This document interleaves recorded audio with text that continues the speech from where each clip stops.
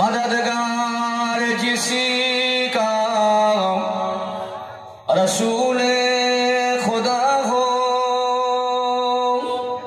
उसे और हिम्मत का परवाह किया है।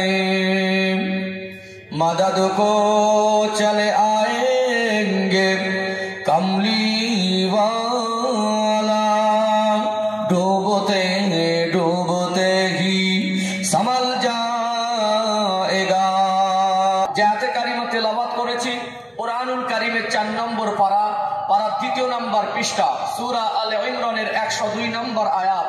আল্লাহ পাক আমাকে আপনাকে উদ্দেশ্য করে বলছেন, ইয়া আইয়ুহাল্লাযীনা আমানু, হে দুনিয়ার বিশ্বাসী বান্দা বান্দিরা অর্থাৎ মুসলমানেরা, ইত্তাকুল্লাহা হাক্কা তুকাতি, আমি আল্লাহর ভয়কে তোমাদের অন্তরে যথেষ্ট পরিমাণে জাগা দাও।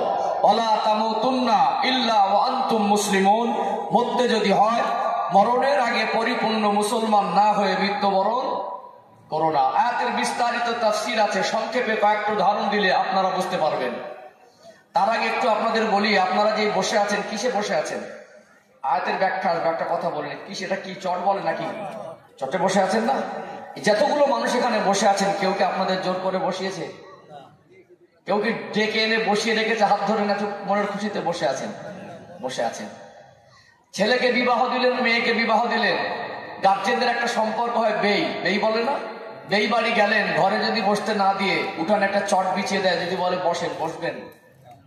মন খারাপ হবে, মনে কষ্ট হবে, রাগ হবে। যারা একটু রাগী মানুষ তারা বলবে এরা ভালো মানুষ না।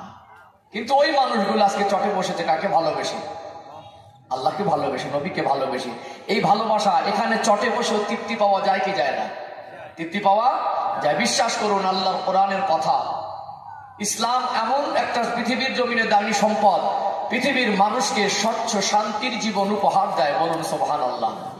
আল্লাহকে ভালোবেসে মানুষ যদি চটেও বসে, কোরআনের কথা শোনার জন্য মানুষ যদি চটেও বসে, আজকে আমরা যারা বসে আছি আমাদের ঘরে ঠান্ডায় বিছানাটা রেডি হয়ে আছে, আছে না?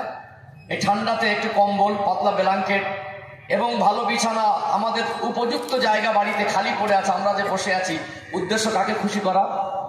আল্লাহকে খুশি করা। আমার সামনে যদি একটাও মানুষ বসে থাকে, এখন যেন এরকমই মনে হয় ওই মানুষটা যদি মন দিয়ে বসে আল্লাহর কথাটা মন দিয়ে শোনে, আমি যদি মন থেকে আল্লাহকে সন্তুষ্ট করার জন্য একদম সলিড কিছু খাঁটি কথা মানুষের কাছে পৌঁছে দিতে পারি, আর আল্লাহ পাক যদি ওটা কবুল করে, ওটা কিন্তু অনেক বড় কথা, ঠিক না বেঠিক? এই জন্য যতগুলো মানুষ বসেছেন, কোরআনের আয়াতের ব্যাখ্যার আগে আপনাদের কাছে দাবি একটু মন দিয়ে শুনবেন।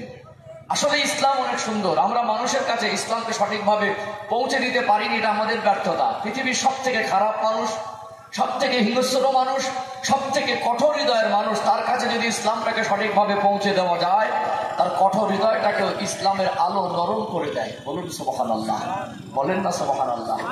সম্মানিত ভাইরা, এই জন্য একদম মেপে কথা বলবো। আল্লাহ পাক বলছেন কোরআন শরীফে যে আমাকে ভয় করার মতো ভয় করো, আর পরিপূর্ণ মুসলমান না হয়ে মৃত্যুবরণ করো না। মূলত আল্লাহ পাক ভালোবাসা দেখিয়েছেন। এই গাটরা গ্রাম তো নাকি, গাটরা গ্রামে একটা মসজিদ আছে না? নেই? আছে না? মনে করুন এই গ্রামের সব থেকে দামি মানুষ, জ্ঞানী মানুষ, শিক্ষিত মানুষ, ধনী মানুষ, সম্মানী ব্যক্তি, এক কথায় সর্বস্তরে মানুষ যাকে সম্মান করে, ওই মানুষটা জুমার দিন মসজিদে যাচ্ছে নামাজ পড়তে, মসজিদের ভিতরে একটা পা, বাইরে একটা পা। হঠাৎ নজর চলে গেল করোনার বস্ত্রে, জামা একটু পায়খানা লেগে আছে। কিসের পায়খানা? মনে পড়ে গেল বাচ্চাকে কোলে নিয়ে গোসল করার পরে জামা পরে আদর করছিল। ছোট ছোট বাচ্চাকে নিয়ে আমরা আদর করি কি করি না? এই বাচ্চার পায়খানা বুঝতে পেরেছে মসজিদে ঢোকার সময়। যত বড় সম্মানী মানুষ হোক, যত বড় মাপের মানুষ হোক, জামায় যখন পায়খানা লেগে থাকবে ওই জামাটা পরে মসজিদে ঢুকতে পারবে? বিবেক বাধা দেবে। মসজিদ হলো পবিত্র জায়গা, দুনিয়া সব থেকে উৎকৃষ্ট জায়গা হলো আল্লাহর ঘর মসজিদ। এই মসজিদে যেতে গেলে পবিত্র জামা কাপড় পরে যেতে হয়। সামান্য নোংরা লেগে থাকলে মসজিদে যাওয়া যায় না। নামাজের ভিতরে বাইরে যে ফরজগুলো আছে, একটা ফরজ হলো করোনার বস্ত্রটা পাক না হলে নামাজও হবে না। ও যদি ফিরে এসে জুমার নামাজ ছেড়েও যায়, জোহরের নামাজ পড়বে একা, কিন্তু নোংরা জামা পরে মসজিদে যাওয়া সম্ভব নয়। সামান্য নোংরা জামায় লেগে থাকলে আল্লাহর ঘর যেমন মসজিদে যাওয়া যায় না, বিশ্বাস করুন আল্লাহর ঘর যেমন পবিত্র, আল্লাহর জান্নাত আরো পবিত্র। মসজিদে যেতে গেলে যেমন শরীর পবিত্র, পরনার বস্ত্রটা পবিত্র পরেই যেতে হয়, আল্লাহর জান্নাতে যেতে গেলে চরিত্রটাকে পবিত্র করতে হবে। আজ আমাদের গাড়ির উন্নতি হয়েছে, বাড়ির উন্নতি হয়েছে, জামা কাপড়ের উন্নতি হয়েছে, আমাদের চরিত্রের উন্নতি করতে পারিনি। প্রত্যেকটা মানুষের দুরকম চরিত্র, একটা প্রকাশ্যে বাহ্যিক চরিত্র, একটা আভ্যন্তরীণ চরিত্র। প্রত্যেকটা মানুষের ভিতরে একটা লুকানো চরিত্র আছে। ওই লুকানো চরিত্রের রূপটা কিন্তু ভয়ঙ্কর, আছে না? দেখবেন, আমি ঠিক ছোট ছোট করে তুলে ধরবো, আমার কথা বুঝতে পারছেন? অনেক মানুষ এরকম মনে করেন হুজুর উঠেছে ভাই, আওয়াজ শুরু করিনি, সুর টান না দিলে মনে করে আওয়াজ শুরু হয়নি। সুর টানটা সৌন্দর্য, সুর টান দিয়ে আমি কথা বলি, আজকে বলবো, কিন্তু উদ্দেশ্য আল্লাহকে সন্তুষ্ট করা, উদ্দেশ্য শরিয়াতের কিছু জ্ঞান অর্জন করা, উদ্দেশ্য নবীর ভালোবাসা অর্জন করা, জীবনটাকে পরিবর্তন করা। কথা বুঝতে পারছেন? যাই বাবজিরা, ভাইয়ের যে কথা বলছিলাম, আজকে দেখুন আমাদের ভিতরে সব থেকে গোটা সর্বস্তরের মানুষের ভিতরে এখন ম্যাক্সিমাম মানুষের ভিতরে যেটা খারাপই ভিতরের চরিত্রিক রোগ, সেটা হলো মানুষের মধ্যে হিংসা ঢুকে গেছে না? ইসলামের একটা নাম শান্তি, শান্তি না? ইসলামের যে একটা অর্থ শান্তি, ইসলামটা তো জীবন বিধান, ওই জীবন বিধান ইসলামের আইন কানুন যদি মেনে জীবন যাপন করে, আল্লাহ পাক তাকে শান্তি দেয় কি দেয় না? আজ ঘরে শান্তি নেই, পাড়ায় শান্তি নেই, দেশে শান্তি নেই, যত শান্তি খুঁজছি শান্তি খুঁজে পারছি না। এর কারণ কি? আমাদের মনের মধ্যে হিংসা ঢুকে গেছে। হিংসা মানুষের দুনিয়ার সুখ আর শান্তি দুটোকে ছিনিয়ে দেয়। হিংসা মানুষের জীবনের নেক আমলকে বরবাদ করে দেয়। হিংসা আর মিথ্যা, আজ দুনিয়াটা যেন ভরপুর। দুটো বিষয় কথা বলবো, আমি যখনই কথা বলি বিষয় ভিত্তিক আলোচনা করি, যতক্ষণ বলবো হিংসার মিথ্যার বিষয় ইনশাল্লাহ কথা বলবো। আমাদের এই চরিত্রের ভিতরের রোগের ট্রিটমেন্ট দরকার আছে না? নেই? আছে না? মানুষ একটু রোগে আক্রান্ত হয়ে গেলে, মাথার যন্ত্রণা হলে, জ্বর হলে, পাতলা পায়খানা হলে মানুষ কি করে? পেরেশান হয়ে যায়, ডক্টরখানায় যায়, কখন সুস্থ হব, কখন সুস্থ হব। আমাদের শারীরিক অসুস্থতার চিকিৎসা হয় ডক্টরখানায়, হসপিটালে। আমাদের চারিত্রিক রোগের চিকিৎসা হয় এই পবিত্র জান্নাতের বাগানে। বলুন সুবহানাল্লাহ। কিন্তু আজকে দেখছি বর্তমান সময়ে অসুস্থ শরীর নিয়ে মানুষ সুস্থ হওয়ার জন্য চিকিৎসা করে, কিন্তু মানুষের চরিত্র পবিত্র করার জন্য মানুষের চিকিৎসা নিতে চায় না। দরকার আছে না? নেই? আছে না? বিয়ে বাড়ি যাবার সময় সাজলেন, বিয়ে বাড়ি যাবার সময় সাজলেন, কুটুম বাড়ি যাবার সময় সাজলেন। আল্লাহ জান্নাতে যেতে মন চায় কি চায় না? আল্লাহ জান্নাতে যেতে গেলে একটু সাজসজ্জা দরকার আছে না? আমাদের আমল, আমাদের কথাবার্তা, আমাদের ওঠা বসা, আমাদের কালচার, আমাদের আদর্শ বর্তমান যে জায়গায় দাঁড়িয়ে আছে, আমরা কি জান্নাতে যাবার মতো সাজসজ্জা করতে পেরেছি? এই জন্য আল্লাহ বলেছেন, ওয়ালা তামুতুন্না ইল্লা ওয়া আনতুম মুসলিমুন। বান্দা বান্দি মরতে যদি হয় পরিপূর্ণ মুসলমান না হয়ে মৃত্যুবরণ করো না। আয়াত বুঝে আসছে? চলুন একটু ছোট ছোট করে আগে বাড়ি, রাত ভারী হচ্ছে তো।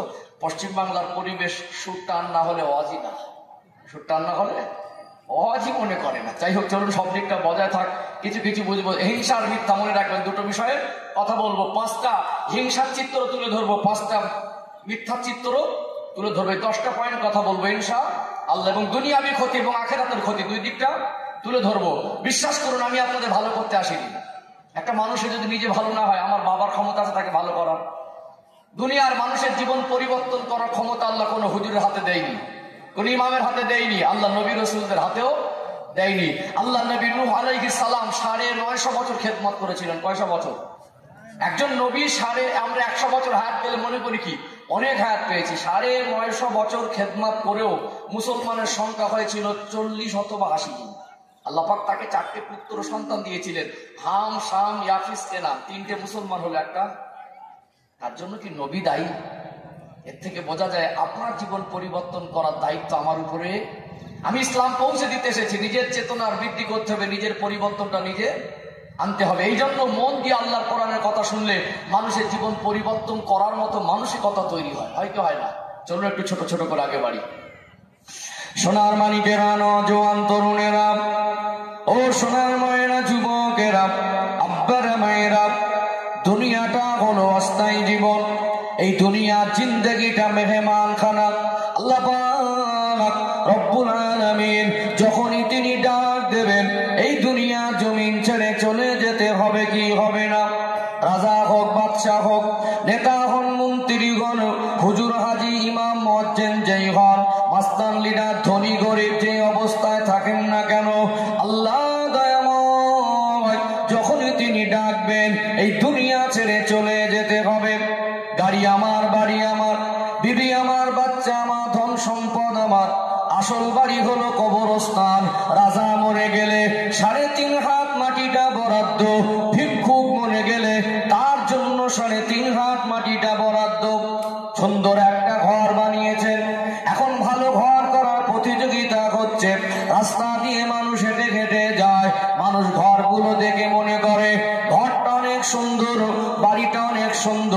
বিশ্বাস করুন, মানুষ মারা যাওয়ার পরে, ইন্তেকালের পরে ওই ঘরে 24 ঘন্টা রাখা হয় না। রাখা হয় এশার নামাজের পরে রাত 8টা 9টা ইন্তেকাল করলে পরের দিন খুব বেশি বেশি জোহর না হয় আসল বাড়ি কোথায়? আসল বাড়ি কবরস্থান। মরে গেলাম ফুরিয়ে গেল এটা নয়, মরণের পরে যে জীবন ওটা হলো বারজাকি জীবন, কবরের জীবন। মরে গেলাম ফুরিয়ে গেল এটা নয়, আবার একটা জীবন আছে, ওটা হলো আখিরাতের জীবন। কুল্লু মান আলাইহা ফান ওয়া ইয়াবকা ওয়াজহু রাব্বিকা যুল জালালি ওয়াল ইকরাম। আল্লাহ পাক এই দুনিয়াটা একদিন ধ্বংস করে দেবেন, সব ফানা করে দেবেন। কিয়ামত একদিন হবে কি হবে না, কেবলমাত্র একমাত্র আল্লাহ পাকের জাত পাকটা বাকি থাকবে। দুনিয়ায় যত মানুষকে আল্লাহ পাক পাঠিয়েছিলেন, তামাম মানুষের জিন্দেগিতে যত গুনার নেকি করেছে হিসাব নেওয়ার জন্য আল্লাহ দয়াময় হাসরের ময়দানে ওঠাবেন কি ওঠাবেন না? এই জীবনে যা করেছি শেষ নয়, মরে গেলাম মানে শেষ নয়। এই জীবনের অর্জন কৃত আমাদের হিসাব নিকাশের উপরে আল্লাহ জান্নাত আর জাহান্নাম নির্ধারণ করবেন। তাহলে এই জীবন পরিবর্তন করা দরকার আছে না নেই? নামাজ পড়ে, রোজা রেখে, হজ করে, যাকাত দিয়ে, ভালো জামা কাপড় পরে, ভালো ঘর বাড়ি করেও যদি আপনার ভিতরে হিংসা নামক বস্তু থাকে, আল্লাহর কাছে প্রিয় হতে পারবেন না, প্রকৃতি ইমানদার হতে পারবেন না। ইসলামের আদেশে, ইসলামের মধ্যে হিংসা জায়েজ নয়। দয়ার নবী, মায়ার নবী, রাহমাতাল লিল আলামিন আমার রাসূলুল্লাহ 63 বছরের জীবনে তিনি কোনোদিন কারোর উপরে হিংসা করেননি। হিংসা যেমন দুনিয়ার সুখ শান্তি দুটোকে ছিনিয়ে নেয়, হিংসা তেমনি মানুষের জীবনের নেক আমলগুলো ওই রকম বরবাদ করে দেয়। নবী আমার উদাহরণ দিয়ে বোঝাতে লাগলেন, আগুন জ্বালানো হয় কাঠ দিয়ে, আগুন জ্বালানোর পরে কাঠটা যেমন পুড়ে ছাই হয়ে যায় আর কাঠের কোনো বৈশিষ্ট্য থাকে না, তেমনি হিংসা ওর জীবনের নেক আমলগুলোকে ওই রকম বরবাদ করে দেয়। বলুন তো, এতগুলো মানুষ বসে আছি, আমাদের নেকি বেশি না গোনা বেশি? গোনা বেশি না? সেটাও যদি হিংসা করে বরবাদ হয় তাহলে আখিরাত কঠিন হবে না সহজ হবে? কঠিন হবে না। এই জন্য হিংসা দুনিয়াবি সুখ শান্তি ছিনিয়ে নেয়, আখিরাতের জন্য তার জীবনটা কঠিন বানিয়ে দেয়। 5টা চিত্র তুলে ধরবে। 1 নম্বর পয়েন্ট, একদম ধরে ধরে আবার বলছে, অজ বোঝা জিনিস। বিশ্বাস করুন, আমার এখন প্রচুর পরিমাণে ভয় হয় মানুষকে কি দিলাম। অজ কিন্তু একেবারে বুঝে নেওয়া জিনিস, আজ নয় কাল আল্লাহ যদি তৌফিক দেয় আমল হবে। এত কষ্ট করে বসে থেকে কি পেলেন? কিছু তো নিয়ে বাড়ি যাওয়া দরকার। আমি কি দিলাম এইটুকু তো হিসাব রাখা দরকার আছে না? 1 নম্বর হিংসার চিত্র তুলে ধরছি। ও ভাই জানেরা, নদিয়া জেলার সোনার মানি যুবকেরা, আব্বারা মায়েরা, 1 নম্বর চিত্র তুলে ধরছি। হিংসার 5টা চিত্র তুলে ধরব। দেখবেন মায়ের পেটের ভাই, রক্তের সঙ্গে সম্পর্ক, একে অপরের প্রতি মায়া মহাব্বত আল্লাহ দিয়েছে না দেয়নি? ভাই যখন অসুস্থ হয়ে যায়, ভাই যখন নিজের সামনে রক্তাক্ত হয়ে যায়, ভাইয়ের মনের মধ্যে দয়া মায়া হয় কি হয় না? ছোটবেলার চিত্রগুলো আপনাদের মনে করিয়ে দেয়। একটা ছেলের বয়স হলো 8 বছর, আর একটা ছেলের বয়স হলো 6 বছর। আব্বার কাছে গিয়ে একটু পয়সা চেয়ে নিল, 5 টাকা অথবা 10 টাকা। দোকানে চলে গেল, লজেন্স, চকলেট, ক্যাডবেরি কিনে নিল, মুখের মধ্যে পুরে দিয়েছে। হঠাৎ সামনে পড়ে গেল মায়ের পেটের ভাই। দয়া এসে যায়, মায়া এসে যায়। একা খাবো না, মুখের ভিতর থেকে লজেন্স চকলেটটা বের করে অর্ধেকটা নিজে খেয়ে নেয়, অর্ধেকটা ভাইকে দেয় কি দেয় না? অন্য গ্রামের ছেলে দিলে খেত না, ওটা ঘৃণা করত। ওর মুখের ভিতর থেকে বের করে দেওয়া লজেন্স ওটা খেতে চাইতো না, কিন্তু ভাই বলে ওটা ভালোবেসে ধরে নেওয়া হয় কি হয় না? এমন ঘটনা আমাদের জীবনে আছে। এই সুন্দর জীবনটা একটা সময় সে আর সুন্দর নেই, বড় হয়ে গেল, সাংসারিক জীবনে আবদ্ধ হয়ে গেল, ভাই ভাইয়ের মধ্যে হিংসা ঢুকে গেল। আজ সংসার থেকে আলাদা হয়ে শান্ত হয়নি, ঘরের বারান্দার মধ্যে ভাই ভাই হিংসা করে পাঁচিল পার্টিশন দিয়েছে না দেয়নি? দিয়েছে না দেয়নি? ছোটবেলা একটা লজেন্স কেটে 2 ভাই খেতে, এখন হিংসা ঢুকে গেছে ঘরের বারান্দায় পার্টিশন। ওটা ইটের পার্টিশন না, ওটা টিন বেড়ার পার্টিশন না, ভালো করে গভীর ভাবে দেখলে দেখবেন ওটা হলো হিংসার পার্টিশন। কিসের পার্টিশন? বাস্তব না বাস্তব? বাবার জায়গা চৌপেস্কার, মিডিল থেকে যদি 3 ফুট করে 6 ফুট ছেড়ে দিত, রাস্তাটা বেরিয়ে যেত, ছেলে পুলে নাতি পোতা আলা আওলাদ কারোর কষ্ট হতো না। ঠিক হিংসা করে 3 ফুটের মাথায় পাঁচিল তুলে দিয়েছে, দুজনের অসুবিধা হলো কি হলো না? আগের দিন অত ভাবিনি, এখন ছেলে পুলে গাড়ি ঘোড়া কিনছে, একটা গাড়ি ঢোকাতে জীবনের সুবিধা অসুবিধা কেটে নিল কি নিল না? এখন দেন না। একটা জায়গা ভাগ হচ্ছে, ওই সোজাসুজি ভাগ করা দরকার ছিল, ওর ভিতরে 4-5টা কোণা। একটা নারকেল গাছের চারা পড়েছে, হবে না, ওটা আমি লাগিয়েছিলাম, বেঁকে ঘুরিয়ে দাও। এখন দেন না। হ্যাঁ, ছেলেটা শ্বশুর বাড়ি গেছে, ভালো করে সাজসজ্জা করে শাশুড়িকে বলছে আম্মাজি ভালো আছেন, ওটা ওর বাইরের চরিত্র। ঠিক বলছি না ভুল বলছি? বন্ধু বান্ধব ঘুরতে গেছে, প্যান্ট শার্ট লেবাস পোশাক খুব চকচকে আর ঝকঝকে, স্টাইল মেরে কথা বলছে, দেখে মনে হয় শিক্ষিত, ওটা ওর বাইরের চরিত্র। ভিতরের চরিত্র দুই ভাইয়ের মুখ দেখা দেখি বলছো রাস্তা বন্ধ করে দেবো যেন আমার ভিটের উপর থেকে না চলতে। হিংসা ভালো না খারাপ? ত্যাগ করা দরকার আছে না নেই? এটা একটা চিত্র, 5টা তুলে ধরবো। কটা আলোচনা বুঝতে পারছেন? যদি বোঝাতে না পারি অফ করা ছেড়ে দেবো। কি গো, যদি আমার কথা মানুষ বুঝতে না পারে, মানুষের জীবনে সময় নষ্ট করে লাভ আছে? বরং আমার বোঝা বড় হয়ে যাবে, আল্লাহ বলবে তুই কি দিলি। একটা পয়েন্ট বুঝতে পেরেছেন? তাহলে হিংসা ছাড়া দরকার আছে। দুনিয়াবি ক্ষতি আছে না নেই? আছে না? একটা নারকেল চারা আজকে লাগিয়ে দিলে 3 বছর 4 বছর পরে এখন ভালো ভালো নারকেল চারা ফল হয়, কিন্তু ওই নারকেল চারার জন্য জায়গাটার অবস্থা খারাপ করে দিয়েছে। দিয়েছে না দেয়নি? দিয়েছে না? ও ভাই জানেরা, সোনার মানিক যুবকেরা, আব্বারা মায়েরা, 1 নাম্বার পয়েন্ট ক্লিয়ার করে দিয়েছি। পয়েন্ট নাম্বার 2, সেকেন্ড পয়েন্ট আর একটা হিংসার চিত্র তুলে ধরি। কেননা আজ মানুষ শুধু বলছে আমাদের উন্নতি হয়েছে, গাড়ির উন্নতি হতে পারে, বাড়ির উন্নতি হতে পারে, পরনার বস্ত্র জামা কাপড়ের উন্নতি হতে পারে, ভিতরের চরিত্রের উন্নতি করতে পারি নাই। একটু একটা চিত্র মনে করিয়ে দেয়। একটা লোকের 2টা ছেলে, বড় ছেলেটার পর্যাপ্ত বিবাহের বয়স হয়ে গেল, ওই ছেলেটাকে বিবাহ দিয়ে দিল।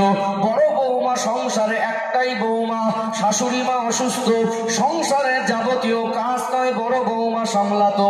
2-3 বছর পরে আর একটা ছেলেকে বিবাহ দিলেন। আগে ছিল একটা বৌমা, আর একটা ছেলেকে বিবাহ দেওয়া হলো। বৌমা হলো কটা? আগে ছিল একটা, আর এখন একটা, 2টো। সংসারে যে কাজ একাই করতো, এখন কাজের পরিমাণ অংশ বাড়লো না কমলো? কমে গেল। যদি 50-50 করে 50-50, যদি 40 আর 60 করে তাও কমলো, 30 আর 70 করে তাও কমলো না বাড়লো? কমলো। ওই সংসারটা 6 মাস থেকে 1 বছরের মাথায় কি ভাগ হয় কি হয় না? স্থায়ী হয় না? আগের দিনে লোক 2টো বিবাহ করলে 2টো বিবির মাঝে সম্পর্ক হতো 2 সতীন। 2 সতীন একটু হিংসাহিংসি থাকে, কিন্তু আজকে দিনে 2 জায়ের মধ্যে যে হিংসা, ওই 2 সতীনের হিংসাকে হার মানিয়ে দেবে কি দেয় না? দেবে কি দেবে না? এত অশান্তি, ঝগড়া, এক পর্যায়ে মারামারি, ভাই ভাই কাটাকাটির পর্যায়ে বাবা মা দেখছে আমার সংসারের পরিবারের যে সম্মান ছিল ওটা নষ্ট হচ্ছে। বাধ্য হয়ে, অনিচ্ছাকৃত, ইচ্ছা ছিল না যে ছেলেগুলো যে যার আলাদা হবে, একসঙ্গে থাকবো, বাকি জীবনটা যে সুখ শান্তি নিয়ে ভাগাভাগি হয়ে জীবন কাটাবো, বাবা মার ইচ্ছা ছিল, কিন্তু সেটা সম্ভব হচ্ছে না। সংসারটা 3 টুকরো হয়ে গেল, বড় ছেলে আলাদা, ছোট ছেলে আলাদা, বাবা মা। হিংসা কত খারাপ জিনিস! ওই 2টো জায়ের ভিতরে হিংসা ঢুকে যাওয়ার কারণে একটা সোনা সংসারকে টুকরা টুকরা করে দিল কি দিল না? আমাদের বৌমায়ের এখন আপডেট হয়েছে, স্বামী এনে দিলে পছন্দ বুঝেন না। একা বকতে ভালো লাগে? আপনার যদি বোবার মতো বসে থাকে বকতে ভালো লাগে? একটু অ্যাক্টিভিটি দরকার, চোখে চোখে সম্পর্ক, মুখে মুখে সম্পর্ক। একটা কমা দামি জিনিসও যদি কাউকে দেওয়া হয়, সে যদি ভালোবেসে ধরে না, মনে তৃপ্তি লাগে। কিন্তু আল্লাহর কোরআনের কথা, ইসলামের কথা, আমার রাসূলুল্লাহ জবানের বর্ণিত কথা পৃথিবীর সব থেকে দামি কথা না? ওই কথাটা যদি দেওয়ার সময় আপনারা ভালোভাবে ধরেন, ভালোভাবে নেন, তাহলে দেওয়ার মতো মানসিকতা আমার তৈরি হবে। কথা ঠিক না বেঠিক? আর ভারী হচ্ছে একটু চোখে চোখে সম্পর্কের কথা বলতে হবে, একটু সম্পর্কই দরকার। তো আমি ওইভাবে বলতে পারি না, আপনারা কি বুঝলেন না বুঝলেন, চুপচাপ মন খারাপ করেছেন, আমি পাগলের মতো বকে গেলাম, এটা তো অবস্থা। তাই যদি হতো, আমাকে স্পটের সামনে বসানোর দরকার যদি না হতো, আমার তো 1-1.5 হাজার ইউটিউব ফেসবুকে ঘুরছে, একটা চালিয়ে দিলেই তো হতো। আমাকে এত কষ্ট করে টাকা দিতে হতো না। দেওয়া নেবার ব্যাপার আছে না? আছে না? এই জন্য আমি এখন দেখেছি, আমি মাহফিল এখন দেখবেন রাত ভারী হলে বলে মাঝে মাঝে যদি ঘুম লাগে, কেতা কম্বল গায়ে ঘুমিয়ে পড়ে। জোর করে বসানো জায়গা না এটা। ঠিক বললাম না ভুল বললাম?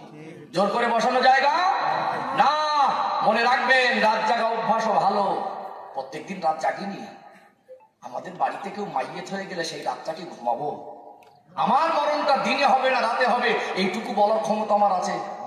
আল্লাহ না করুক আমার মরণটা দেশার পরে আমার বাড়ির পরিবারের মানুষ, আমার ভাই বউ ভাগনা, আমার আপনজন ভাইয়েরা, বাবা মা, তারা রাতের বেলা ঘুমাতে পারবে? রাত জাগা ভালো না খারাপ? মাঝে মাঝে আমাদের বাচ্চা যখন অসুস্থ হয়ে যায়, বাড়িতে ভালো রান্না থাকে, এসি রুমটা পড়ে থাকে, ঠান্ডায় বর্ষায় কি গরম আর কি ঠান্ডা, ওই হসপিটালের চাতওয়ালে মশার কামড়ে গাছের তলায় বসে কাটাতে হয় না? দেন না।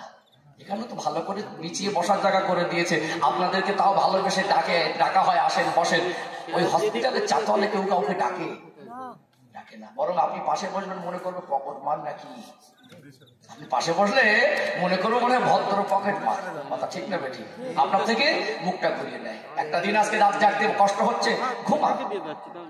জীবনে কত ঘুমাবেন? আসল ঘুমটা যেদিন ঘুমিয়ে যাবেন না, সেই দিন বুঝে আসবে, কথা ঠিক না বেঠিক?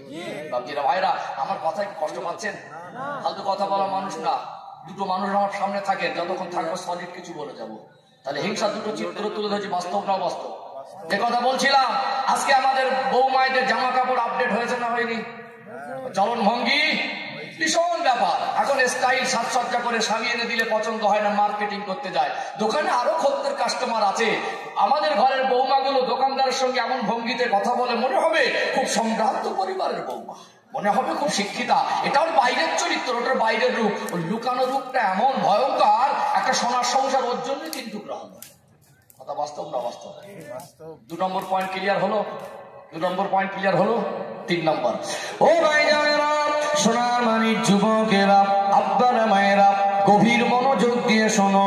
আবারও মনে করিয়ে দেই, আল্লাহ দয়াময় পবিত্র কালাম কোরআনুল কারীমের ভিতরে স্পষ্ট করে জানিয়ে দিলেন, ওয়ালা তামুতুন্না ইল্লা ওয়া আনতুম মুসলিমুন। ওরে আমার বান্দা বান্দি, মরতে যদি হয় মরণের আগে পরিপূর্ণ মুসলমান না হয়ে মৃত্যুবরণ করো না।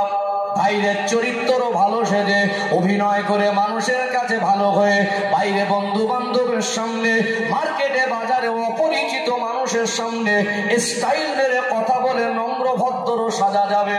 মনের মধ্যে চরিত্রের রূপটা যদি ভয়ঙ্কর থাকে, মানুষকে লুকিয়ে বেড়াতে পারবেন, আল্লাহকে লুকানো যাবে না।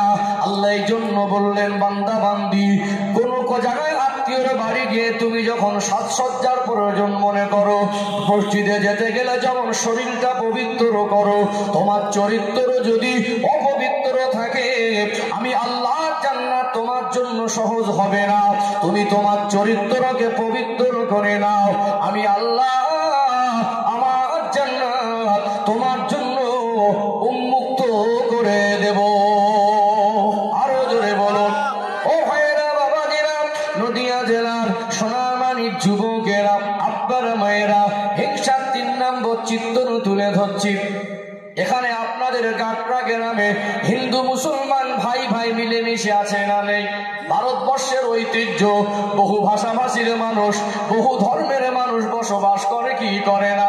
ধর্ম তার ব্যক্তি স্বাধীনতা, ধর্ম তার ব্যক্তিগত ব্যাপার। মানুষ হিসেবে মানুষের প্রতি ভালোবাসা ভক্তি রাখা দরকার আছে না নেই? নবী আমার সোনা জবানে বললেন, মাল্লাম ইয়ারহাম সগীরানা ওয়ালাম ইউআক্কির কাবীরানা ফালাইসা মিন্না। যে বড়কে সম্মান করলো না, ছোটকে স্নেহ করলো না, ও আমার উম্মতের মধ্যে নয়। মানুষকে সম্মান করতে হবে কি হবে না? কত সম্প্রীতির জায়গা। এই ভারতবর্ষে জন্মগ্রহণ করে নিজেকে গর্বিত মনে হয় কি হয় না? ভারতবর্ষ একটা সম্প্রীতির, একটা ঐক্যের জায়গা। আমরা একসঙ্গে চায়ের দোকানে বসে চা খাই, হিন্দু মুসলমান, ওখানে কোনো পার্থক্য বোঝা যায় না। একটা চার গ্লাসটা, কাঁচের গ্লাসে যে চা দেয়, একটা হিন্দু কাকা চা খেয়ে ফেরত দিলে মুসলমানের একটা লোক ওইটাই চা খায়। মুসলমান একটা চা খেয়ে ফেরত দিলে হিন্দু ওই কাপটায় চা খায়। তাহলে মোরা এক বৃন্তে 2টি কুসুম, হিন্দু মুসলমান, মুসলিম তাহার নয়নমণি, হিন্দু তাহার প্রাণ। এই কবিতার সম্মানটুকু আজকে আর আছে? আজকে নেই। বলছিলাম, হিংসা এমন মারাত্মক জিনিস, হিংসা এমন খতরনাক জিনিস, দুনিয়ার মানুষের সুখ আর শান্তি দুটো ছিনিয়ে নেয়। আমি রাজনীতির নেতা নয়, রাজনীতির কথা বলি না, আগামীতেও বলবো না। আমার পিছনের কোনো ক্যাসেটে বক্তব্য পাবেন না। হুজুর হতে গেলে মাঝে মাঝে বলি একটু সাবধানতা অবলম্বন করতে হয়। সুদখোরের হুজুর, মদখোরের হুজুর, জেনাখোরের হুজুর, লটারিখোরের হুজুর, কি গো, গুনাহগারের হুজুর, নেককারের হুজুর, হুজুর বলে সম্মান করেন আলেমদের, এইটুকু ধরে রাখার দায়িত্ব আমার না? দেন না। হ্যাঁ, এখানে সবাইকে ভালোবেসে বুকে টানতে হবে। মানুষের জীবনের খারাপই তাদেরকে ভালোবেসে বুঝিয়ে দিতে হবে। আমার একটা খারাপই তারা ভাই হিসেবে ধরে দিলে সেটাও বোঝার চেষ্টা করতে হবে। কথা ঠিক না বেঠিক? তবে আমি এইটাই বলি, মেপে কথা বলি, রাজনীতির নেতা আমি নয়। তবে দুর্ভাগ্যজনক ব্যাপার, আজকে ভারতবর্ষের মানচিত্রে যে অশান্তির চিত্র ভেসে ওঠে, যে সাম্প্রদায়িক দাঙ্গাবাদে সাম্প্রদায়িক অশান্তির চিত্র ফেসবুক, সোশ্যাল মিডিয়া, নিউজ চ্যানেলে ভেসে আসে, এটা অন্য কোনো কারণ নয়। জাতির ভিতরে হিংসা ঢুকিয়ে দেওয়া হয়েছে, জাতি হিংসা। তোমরা হিন্দু, ওরা মুসলমান, তুমি হিন্দু ও মুসলমান, এটা মন্দির, এটা মসজিদ। আজ থেকে 30 বছর আগে এই চিত্র ছিল না। হিন্দু মুসলমানের ভিতরে 20টা তখন ঢোকানো হয়নি। সাধারণ নিরীহ মানুষ নিজেদের মধ্যে ভুল বোঝাবুঝি করে মারামারি হচ্ছে, উপর থেকে একটু পেঁচ লাগিয়ে দিচ্ছে, এটা সাধারণ মানুষ বুঝতে পারছে না। তাদের চেয়ার মজবুত হচ্ছে, সাধারণ মানুষ ক্ষতিগ্রস্ত হচ্ছে না, হয় না?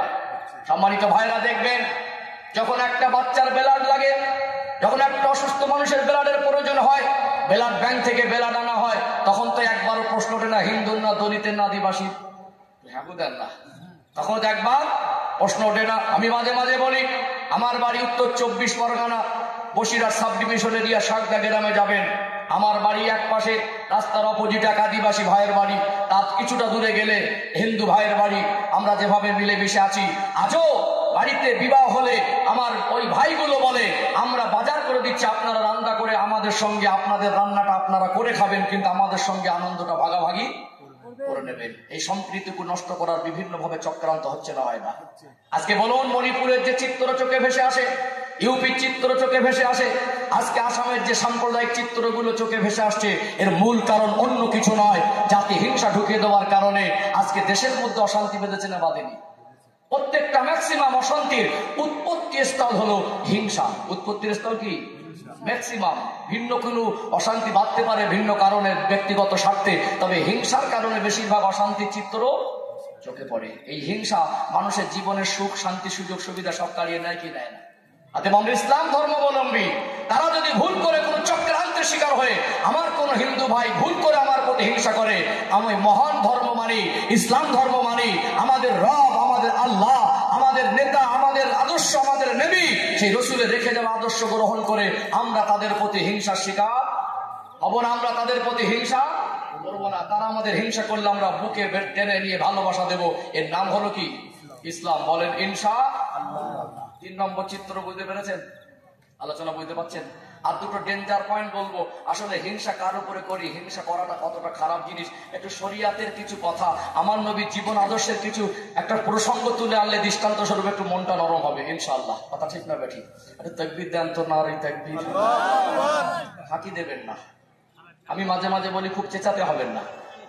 আল্লাহর ডাকের মতো মহান ডাক আর কিছু হতে পারে না। একজন মানুষের কাছে তার সৃষ্টিকর্তা, তামাম কুল কায়নাতের স্রষ্টা আল্লাহকে আল্লাহ বলে ডাকবে, তার জবান থেকে যত শব্দ তার জীবনে বার করেছে, ওই রকম মহান শব্দ আর কিছু হতে পারে না। এই আল্লাহ ডাকটাকে লোকটিকে জোর করে ডাকাতে, এটাই দুঃখের জায়গা। 1 মাস চলে যায়, 1 সপ্তাহ চলে যায়, একবারও উজু করেন, এরকম মানুষ আছে না? নেই। একটা সপ্তাহ জীবন থেকে চলে গেল, 1 ওয়াক্ত নামাজও করিনি। আজ সেই মানুষটা হয়তো আমাদের সঙ্গে বসেছে, ডাকনেওয়ালাদের সহবতে বসেছি, ডাকার মতো জায়গায় পরিবেশে বসেছি, একটু আল্লাহকে ডাকা দরকার আছে না? নেই। মানুষকে বারবার ডাকবেন, মানুষ বিরক্তি বোধ করে। স্রষ্টা সৃষ্টির পার্থক্য বুঝবেন, আল্লাহকে বেশি বেশি ডাকলে আল্লাহ খুশি হয়। বলুন সুবহানাল্লাহ। মানুষের কাছে মাল সম্পদ বেশি চাইবেন, মানুষ অসন্তুষ্ট বোধ করে। আল্লাহর কাছে না চাইলে আল্লাহ রাগ করে। আমাদের একটা কমি, আমরা মানুষের মুখোপেক্ষী বেশি হয়ে গেছি। কখনো দায় দরকারে মানুষের কাছে যেতে হয়, সাহায্য সহানুভূতি নিতে হয়, কিন্তু সব থেকে বড় সাহায্যকারীকে আল্লাহ থেকে মুখ ঘুরিয়ে দিলে হবে না। আমরা আল্লাহর মুখোপেক্ষী হওয়া ছেড়ে দিয়ে মানুষের মুখোপেক্ষী হওয়ার কারণে আজকে আমাদের মুসিবত বেশি না কম?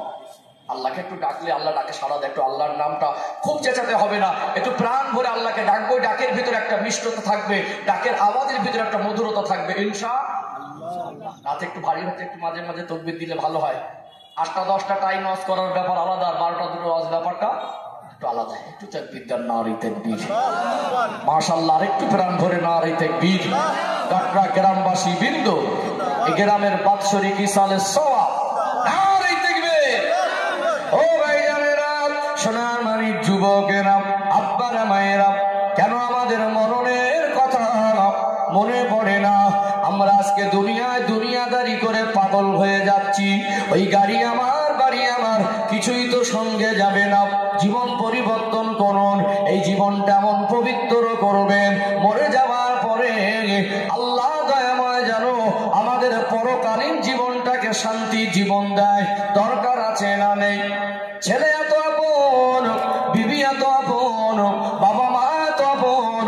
আব্বার জানাজা যদি আসরের পরে হয়ে যায়, রাত 9টার সময় যদি ছেলেটাকে বলা হয় তোর আব্বা তো একা কবরে আছে, কাল সন্ধ্যাবেলা একসঙ্গে বসেছিলি, একটু আব্বার কবরের ধার থেকে ঘুরে আয়। ছেলেগুলো আব্বাকে কবর দিয়ে আসার পরে রাত 9টার সময় একটু ভয় পাবে কি পাবে না? জীবন তৈরি করুন, কেউ আপনার সঙ্গী হবে না। জীবন এই রকম তৈরি করুন যে জিন্দেগির উপরে আল্লাহ খুশি হয়। দয়ার নবী, মায়ার নবী, হুজুরের 63 বছরের জীবন, আল্লাহ পাক নবী আমার রাসূলুল্লাহকে 40 বছর বয়সে নবুয়ত দিলেন। আল্লাহ নবী একধারে 13 বছর মক্কার জমিনে খেদমত করলেন, বহু ঘাত প্রতিঘাত। একটা পর্যায়ে আমার নবীকে মক্কার মানুষেরা জানে মেরে ফেলার পরিকল্পনা করলো। আল্লাহর হুকুমে আমাদের নবী হিজরত করে মক্কা জমিন ছেড়ে মদিনা শরীফে গিয়েছিলেন না যান নাই? মদিনায় চলে যাচ্ছেন।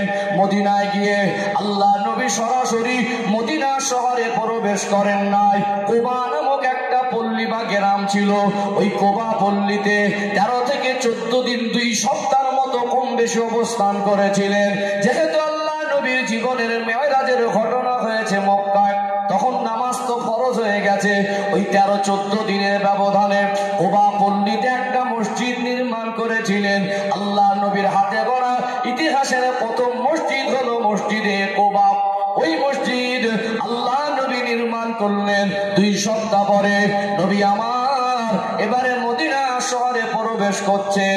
মদিনা ছেলেরা, যুবকেরা, জওয়ানেরা, মুরব্বীরা, মায়েরা, বোনেরা আল্লাহর নবীর চাঁদ মুখটা দেখার জন্য পাগল দেওয়ানা হয়ে গেল।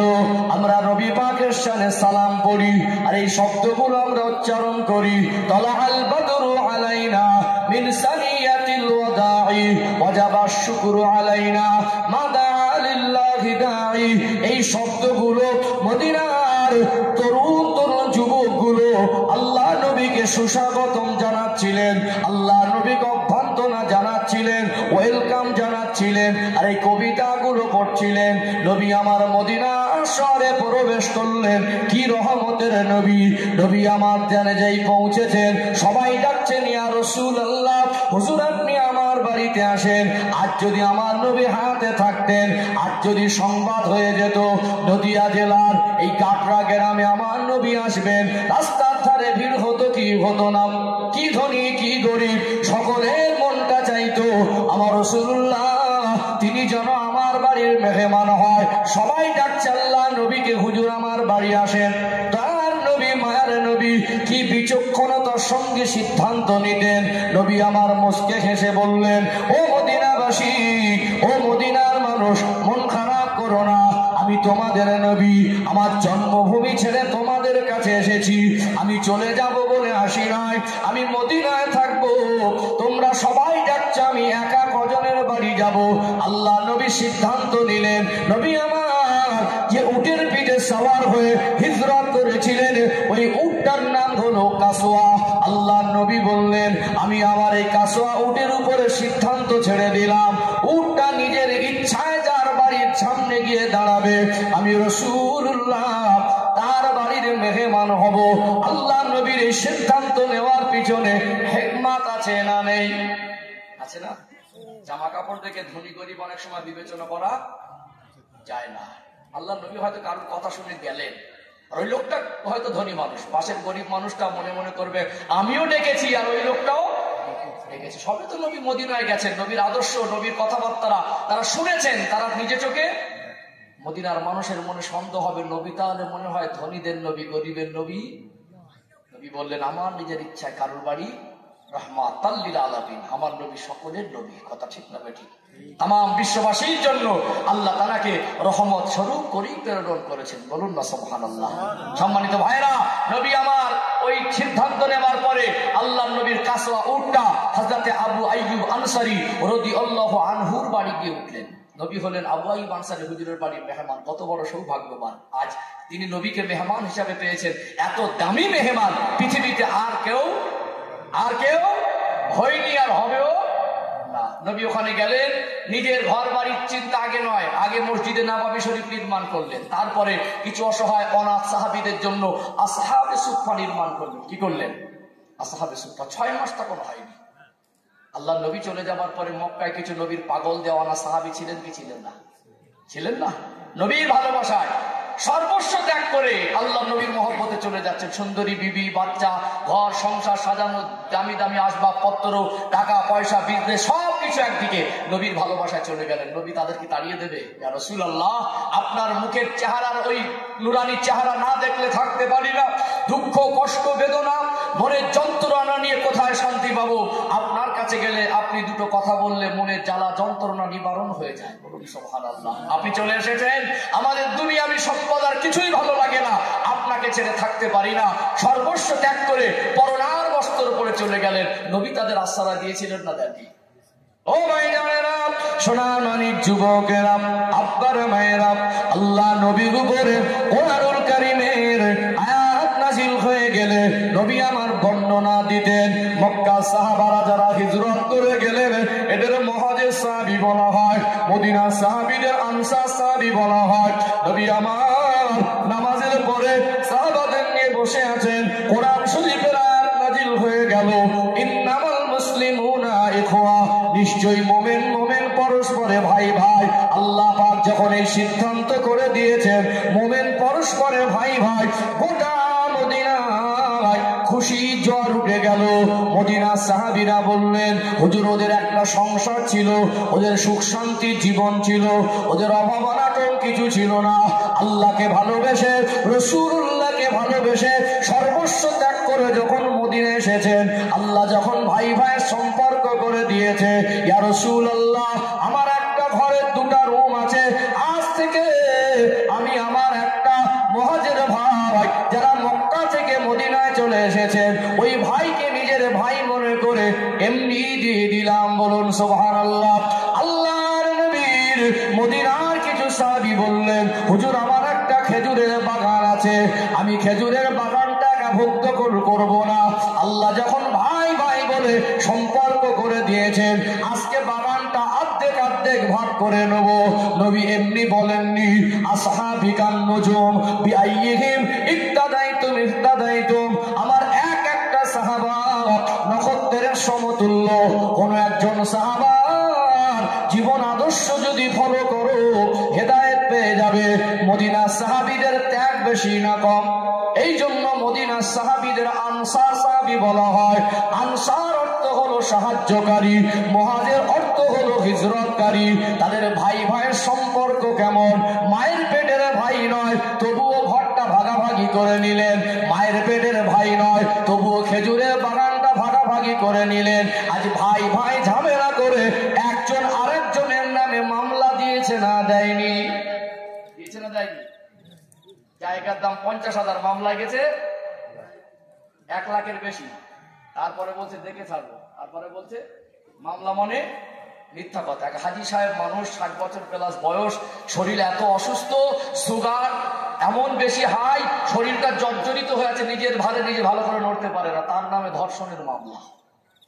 আমাদের বাইরের চরিত্র চকচকে আর ঝকঝকে। বিয়ে বাড়ি যখন যাই, সাজসজ্জা করে কথাবার্তার ভঙ্গি শুনে মনে হয় ভীষণ আপডেট হয়েছে, কিন্তু দেখা যাচ্ছে হাজি সাহেব নির্দোষ মানুষ, জমি জায়গার মামলা নিয়ে অশান্তিকে কেন্দ্র করে জজের সামনে গিয়ে বলছে, স্যার আমার ধর্ষণ করেছে কে? না 60 বছরের বয়স্ক অসুস্থ হাজি সাহেব। কথা বাস্তব বলছি না অবাস্তব বলছি? আমরা মনে করি আমরা অনেক উন্নত হয়েছি। বিশ্বাস করুন, গাড়ি বাড়ির উন্নতি হয়েছে, আমাদের চারিত্রিক উন্নতি করতে থাকি। ঠিক বলছি না ভুল বলছি? বাবা অসুস্থ, ডাক্তার দেখাতে নিয়ে যাবার নাম করে ভাই বোনকে ফাঁকি দিয়ে রাস্তার ধারের ভালো জমিটাই নিজের নামে করে নিয়েছে, আছে না নেই? এইবারে একেবারে শেষ বয়সে জামাগুলো সব আর্ধি কাপড়ের জামা, আতরমাকে ম্যাগনেট, নামও যেমন আর কামও তেমন। করোনা ভাইরাসের সময় ইমাম সাহেব যখন চেপে চুপে দোয়া করছে, কান্নাকাটির চেষ্টা করছে, ফার্স্ট কাতারে বলছে আল্লাহুম্মা আমিন, দেখে মনে হবে আল্লাহর ওলি আমিন বলছে। আসলেই দেখুন নিজের ভাইকে ঠকিয়ে জায়গাটা নিয়েছে। আছে না নেই? আমাদের বাইরে পরিবর্তন হয়েছে, ভিতরে পরিবর্তন হয়নি। অতএব আমাদের হিংসা থেকে জীবন পরিবর্তন করা দরকার আছে না নেই? আছে না? সাহাবাদের কি আদর্শ ছিল?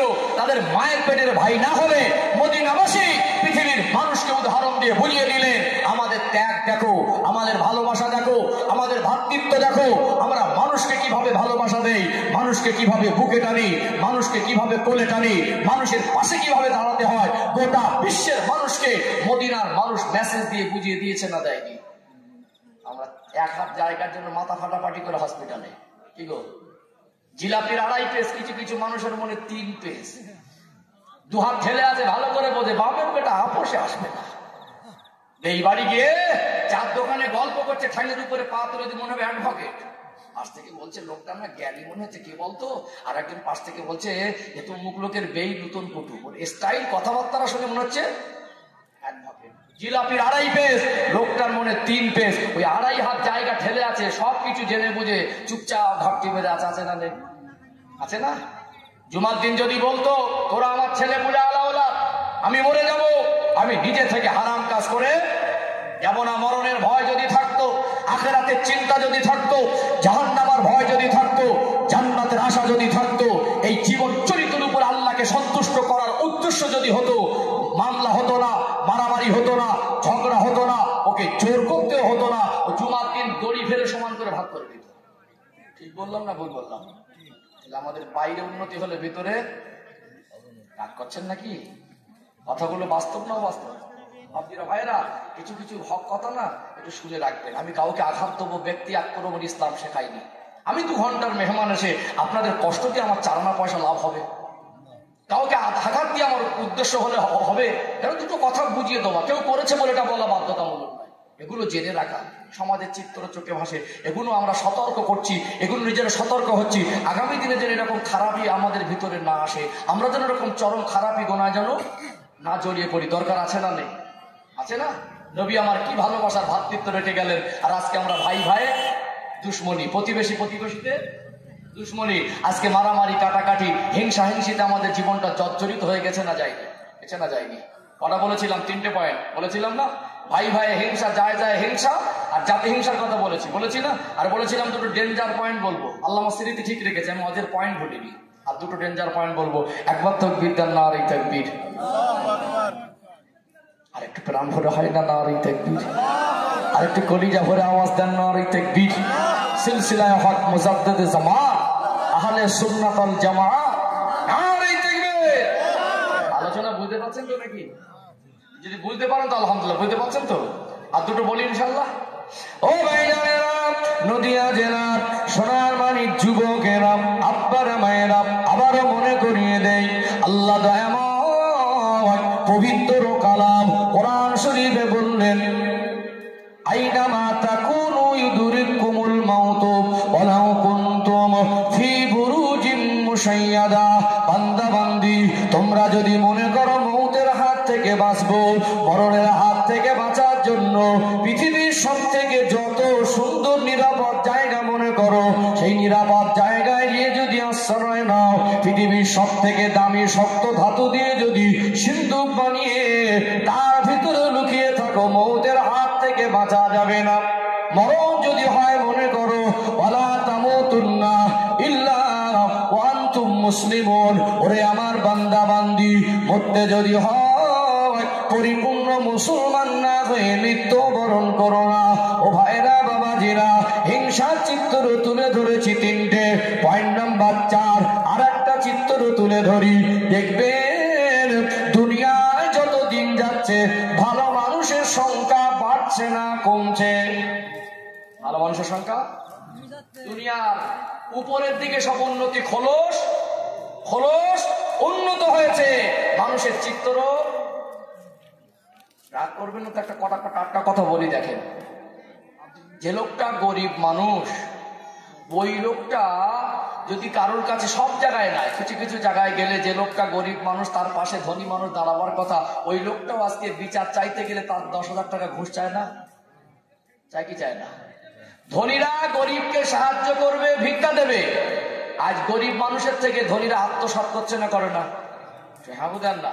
তাহলে চিত্র কি হয়েছে? পাল্টে গেছে। আমাদের ইয়াং জেনারেশন যুবকদের দৃষ্টি আকর্ষণ করছি, আজকে মা বাবা যদি ছেলেটার শরীরটা অসুস্থ মনে করে, দুর্বল কমজোর মনে করে, যদি দুধ কিনে গরম করে 1 গ্লাস দেয়, কচি খানা, বলবো ভালো লাগে না, কি বলবে? কিন্তু টাকা দিয়ে মদ কিনে খাচ্ছে না, খায় না? হ্যাঁ, বুঝেন না? যে টাকা দিয়ে মদ কিনে খাচ্ছে, ওই টাকা দিয়ে দুধ কিনে খাওয়া উচিত ছিল না? প্রায় জিনিস তো খাদ্যে ভেজাল। নকলে লেখা থাকছে নকল হইতে, গরুর দুধে তো সার মেশানো যায় না, ঠাকুর দেন না। খাঁটি দুধ, ওই দুধ কিনে খাওয়া দরকার ছিল না? শরীরের যা কমজোরি, খাচ্ছে কি মদ খাচ্ছে না? তাহলে দুনিয়ার চিত্র কি? উপরে খোলস উন্নতি হয়েছে, ভিতরটা উন্নতি হয়নি। মাটির ঘরে, খড়ের ঘরে এসি ছিল না, ফ্যান ছিল না, মার্বেল ছিল না, টাইলস ছিল না, গিজার ছিল না। এই গরমে ঠান্ডা গরম বুঝতো না, তারা শান্তির ঘুম ঘুমিয়েছে। আজ এসি রুমে শান্তির ঘুম। খোলস উন্নতি কি হলে কি হবে? ভিতরে মনের উন্নতি হয়নি। আল্লাহ আমাদের বোঝার তৌফিক দান করেন, বলেন আল্লাহুম্মা আমিন। ও ভাইজানেরা, নদিয়া জেলার সোনামানিক যুবকেরা, আব্বারা মায়েরা, যেটা বোঝাতে চাইছিলাম, দেখবেন দুনিয়ায় ভালো মানুষের সংখ্যা যতদিন যাচ্ছে কমছে না বাড়ছে। যতদিন যাচ্ছে ভালো মানুষের সংখ্যা কমে যাচ্ছে। সত্যিকারে যারা ভালো মানুষ, সত্যিকারে যারা নেক মানুষ, সত্যিকারে যারা সৎ মানুষ, ওই সৎ মানুষ নেক মানুষকে যারা প্রকৃত মানুষ সম্মান আর ভালোবাসা দেয় কি দেয় না? দেখবেন কিছু মানুষের মন মানসিকতাটা এত জঘন্য হয়ে গেছে, দুনিয়ার মানুষের শারীরিক রোগ হয় ক্যান্সার, কিছু মানুষের চরিত্রে ক্যান্সার রোগ এসে গেছে। ওই রোগটা তো খতরনাক, রোগটা তো ভয়ানক। ভালো মানুষের ভালোটা তার সহ্য হয় না। গ্রামে দুটো ভালো মানুষ যদি থাকে, লোকটাকে যদি ভালো বলে, লোকটাকে যদি সম্মান করে, লোক যদি তার প্রশংসা করে, ওই গ্রামের মধ্যে কিছু মানুষ থাকে তা তার সহ্য হয় না। আযান হয়ে যায়, আসসালাতু খায়রুম মিনান নাওম, ঘুম থেকে নামাজটা উত্তম। ঠান্ডায় কষ্ট করে বিছানাটা ছেড়েছে, ঠান্ডা পানিতে উযু করেছে, নামাজটা মসজিদে গিয়ে পড়েছে, তখনও উযু নষ্ট হয়নি। ওই সকাল সকাল চায়ের দোকানে বসে ভালো মানুষের নামে সমালোচনাকারী মানুষ দুনিয়ায় মাঝে মাঝে চোখে দেখা যায় কি যায় না? সমালোচনা ভালো মানুষের নামেই করে। কার নামে? সমালোচনা ভালো মানুষের নামেই করে। এতে দুনিয়ার চিত্র খুব খারাপ। 2-4 জন ভালো মানুষ যদি গ্রামে থাকে, তার পিছনে কিছু মানুষ পড়ে যায়। কারোর ভালো থাকা, আরে ভালো মানুষকে মানুষ সম্মান করে, ভালো জিনিসটা কারোর সহ্য হয় না, এরকম মানুষ আছে না নেই? আছে না নেই? তোর হিংসা ছাড়া কি? সম্মান দেখে হিংসা হয়, ওর ভালো থাকা দেখে হিংসা হয়। নিজে ভালো হতে পারেনি, নিজে ওই রকম সম্মান অর্জন করতে পারেনি, লোকে ভালো আছে, সম্মান অর্জন করেছে, ওর প্রতি হিংসা আছে না নেই? শারীরিক রোগ ক্যান্সারের, চারিত্রে ক্যান্সার ধরেছে না ধরেনি? বুঝেন না? দুনিয়ায় ভালো মানুষ যত কমে যাচ্ছে, গজব বাড়ছে না কমছে? ভালো মানুষ আল্লাহর কাছে কাঁদে বেশি। একটা লজিক, একটা সিস্টেম বলি আপনাদের, দেখবেন আমাদের গোনা বেশি, কাঁদি কম। যাদের গোনা কম তারা, আল্লাহ ওয়ালাদের গোনা আমাদের থেকে কম না বেশি? সাহাবাদের গোনাটুকু আল্লাহ ক্ষমা করে দেবেন, কথা ঠিক না বেঠিক? সাহাবারা হলো আমাদের আহলে সুন্নাতুল জামাতের আকীদার ধারণায়, সাহাবারা হলেন আল্লাহর নবীর প্রত্যেকটা সাহাবী হলেন জান্নাতি মেহমান। বলুন সুবহানাল্লাহ। আমরা নবী পাকের সাহাবীদেরকে জান্নাতি মনে করি, কথা ঠিক না বেঠিক? সাহাবারা কেঁদেছেন বেশি না কম? যারা আল্লাহর মাহবুব, যারা আল্লাহর ওলি, তাহাজ্জুদ পড়ে কাঁদে বেশি না কম? গোনা কম কাঁদে বেশি, আমাদের গোনা বেশি কাঁদি কম। তাহলে কাঁদনেওয়ালা মানুষের পিছনে পড়ে গেছে একদল মানুষ, কথা ঠিক না বেঠিক? ও ভাইজানেরা, সোনার মানিক যুবকেরা, আব্বারা মায়েরা, এই 4 নাম্বার পয়েন্ট, এই পয়েন্টে আর একটা কথা আপনাদের মনে করিয়ে দেই। দুনিয়ায় আলেম সম্প্রদায় বলে একটা সম্প্রদায় আছে না নেই? এক শ্রেণীর মানুষ হলো আলেম। প্রত্যেকটা স্তরের মানুষের ভিতরে কিছু ভেজাল আছে না নেই? কিছু 2 নম্বরই আছে না নেই? ধান হলে ধানের শীষে সবটা ধান থাকে না, দু চারটে চিটে থাকে কি থাকে না? গাছে আম হয়, সব আমগুলো ফ্রেশ হয় না, একটা দুটো পোকার বেকা হয় কি হয় না?